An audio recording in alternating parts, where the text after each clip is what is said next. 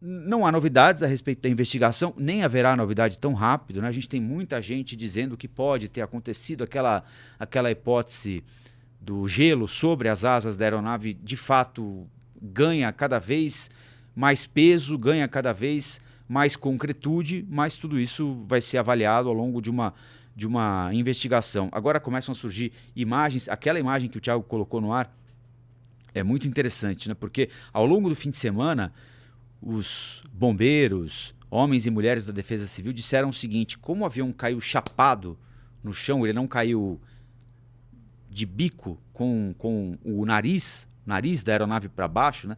Ele caiu chapado.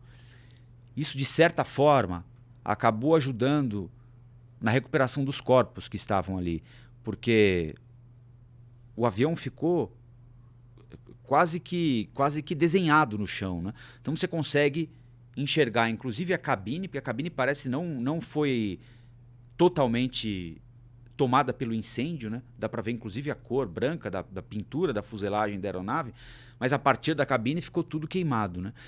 Porém, houve uma certa ordem ali, né? Porque, aliás, os bombeiros disseram isso, é um negócio meio duro, ruim de dizer, né? Mas, enfim, com todo o respeito que as vítimas merecem, a memória das vítimas, que os parentes, amigos das vítimas merecem, os corpos ficaram mais ou menos como estavam embarcados na aeronave, né? Havia uma certa ordem, inclusive entre as fileiras, né? O avião caiu chapado, então os corpos ficaram mais ou menos na ordem em que estavam dentro da aeronave.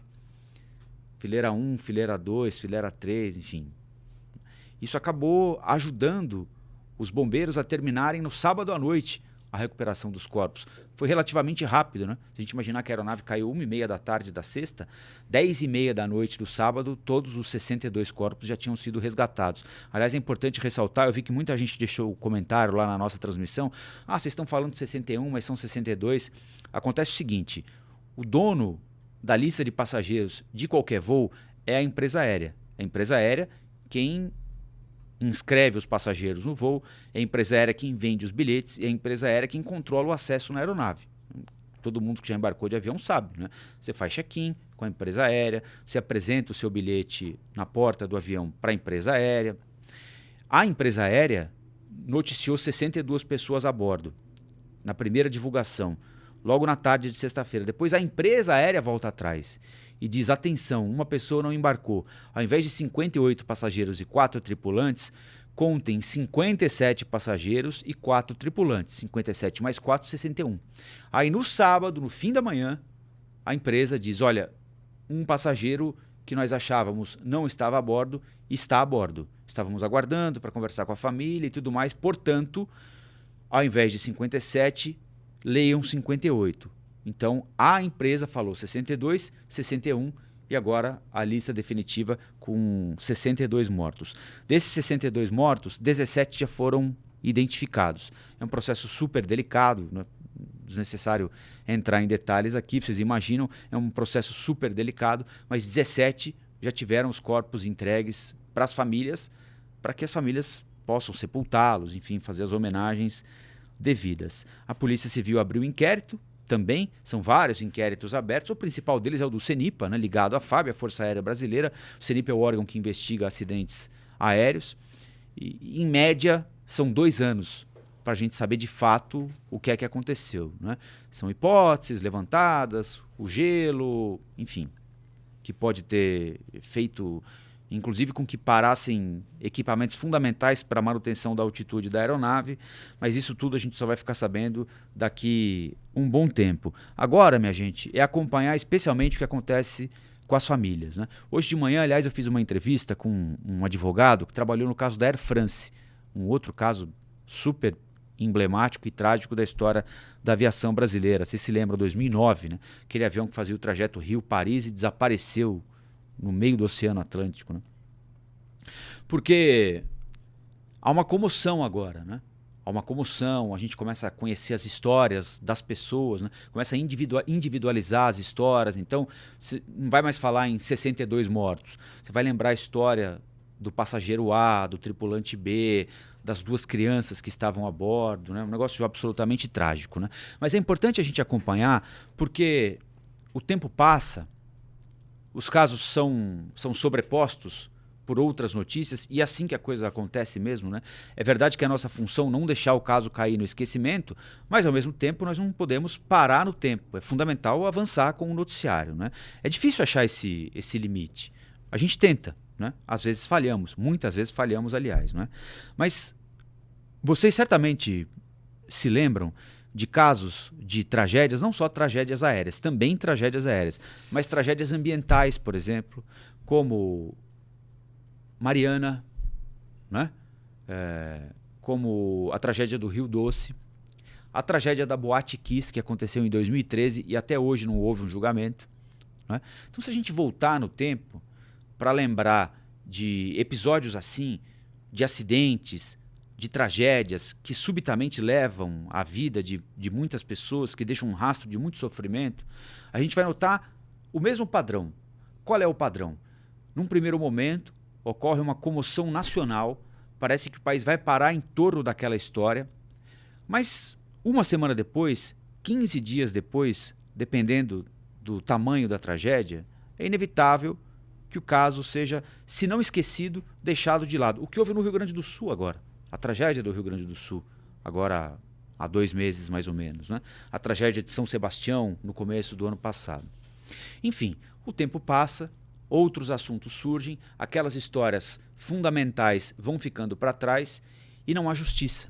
Não é feita justiça. Muito pelo contrário, em inúmeros casos, as pessoas comuns, como as famílias desses passageiros dessa aeronave da antiga Passareda, agora Voipés, são abandonados, se sentem sozinhos e são atropelados por advogados muito competentes, caríssimos, que são contratados de fato por quem tem dinheiro. Então, é a Vale quem contrata, é a Latam quem contrata, é a Passaredo quem contrata, são os donos da Boate Kiss quem contratam.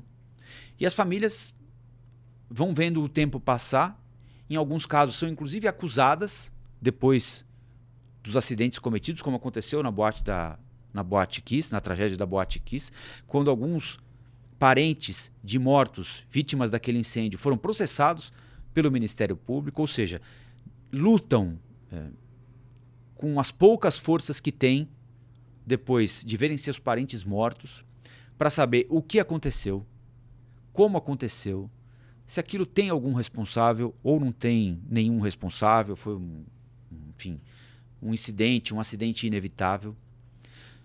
E lutam com as poucas forças que têm, porque tem poucas forças, foram submetidas a uma tragédia que pouca gente aguenta, pouca gente suporta, né? Então vocês imaginem, você se despede do seu marido, da sua esposa, do seu filho, do seu avô, do seu amigo, do seu tio, para fazer uma viagem, o deixa na porta de uma boate para ele curtir a noite e ele nunca mais aparece. Desaparece subitamente. Você nunca mais vai ter notícia daquela pessoa, nunca mais vai ver aquela pessoa, nunca mais vai abraçar, nunca mais vai beijar, nunca mais vai ouvir a voz daquela pessoa. Esse deve ser um sofrimento, porque não há nem o processo que te permite fazer o luto, né? E lidando com o luto, uma doença que vai se agravando, né? Um acidente que deixa a pessoa no hospital por um determinado período. Não, a pessoa está viva, cheia de sonhos, bem, está indo viajar para curtir um fim de semana, está indo para a boate, para curtir a madrugada e desaparece tragicamente. Então, você é submetido a esse estresse absoluto, a essa tristeza absoluta, e aí tem de começar a lutar contra um adversário que geralmente é muito mais poderoso que você. Vocês acham que os advogados da Vale não são muito poderosos? Não têm muita influência em inúmeros tribunais e não são muito competentes também, não são muito bem pagos, né?